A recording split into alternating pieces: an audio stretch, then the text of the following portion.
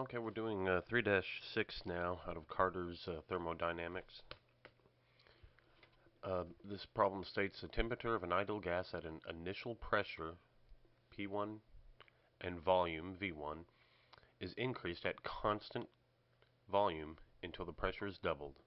The gas is then expanded isothermally until the pressure drops to its original value, where it is compressed at constant pressure until the volume returns to its initial value. And this problem just wants us to get a sense of what these planes are going to look like and why.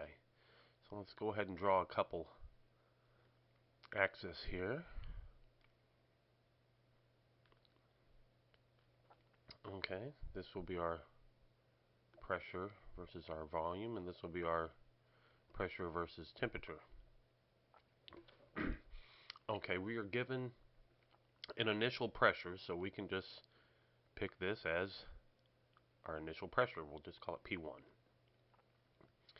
And we have an initial volume, so we can just come over here and we'll say this is V1. Doesn't matter where you really pick. So this is our starting point. This is given. This P1 on this plane, we can make it correspond to the pressure on the P pressure temperature plane. Okay, so from here, where do we go? Let's start up here where it says the temperature of an ideal gas at an initial pressure, P1, and volume 1 is increased. So the temperature is increasing, and here's our constant volume, and we want the pressure to be doubled. So this is going to be at a constant volume. P initial pressure is going to go to 2 times its initial pressure. So P1 is going to 2P1.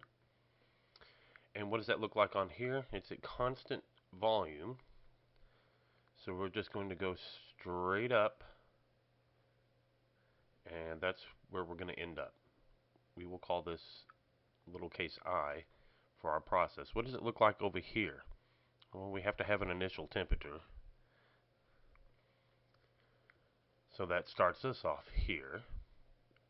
Now, let's look at our little I right here. What's going on here? This is an ideal gas. So given that it's an ideal gas, we know P1 V1 is equal to nRT1. And in this process right here, we got P1 is going to 2P. So we have P1 goes to 2P1. And in order to keep this equation true, what has to happen? If your volume is constant right here, your volume is not changing, well, these are constants. Your temperature is going to have to change. If you're doubling this side, you're going to have to double this side. So our T2, our temperature 2 here, is going to have to equal your T1 must go to 2T1. It must double also. If you double this side, you have to double that side. So we're going from here over here somewhere, but remember our pressure was doubled, so we got to go up from here to about right there. Now what does this look like? Is this a squiggly line? What are we doing here? Let me get a little bit more room up here. Well, if you rearrange our new formula, so we have 2P1 V1 is equal to nR2T1, and if you rearrange that a little bit, you can get it in the form of 2P1 is equal to nR over V1 times 2T1. And what does this look like? All of this right here is a constant. You could actually move this over. It's basically in the form of y equals a slope times x, and this is linear. So this right here should be perfectly linear. It has a slope. Everybody pretend like that's a straight line. Okay, for our next Now that we know that we're here on both of these planes, and that was little lowercase I, now where do we go? What happens now? The, the gas is then expanded isothermally, so we're not going to have a change in our temperature from on our next process. The pressure is going to drop to its original value. So over here, here's the original value. This is going to come straight down. And that's the second part of our process. What's it going to look like over here, though? Well, let's take a look at the ideal gas equation again. Right now, we are at 2P1V1 equals NR2T1. And we've been told that our pressure is going back down. So 2P1 is going to P1, going back down to original. And this is isothermal, so this constant, this is not changing at all. We're still going to be at, this is T2, and that equals 2T1. So we can't change that, so what are we going to have to change? We're going to have to change the volume. Our initial volume is going to have to go to twice 2V1. And what does this look like? Let's just rearrange the equation real fast. If we have P1 is equal to NR2T, because we can't change that, it's going to be over 2V1. And what does this look like? This is Y equals 1 over X.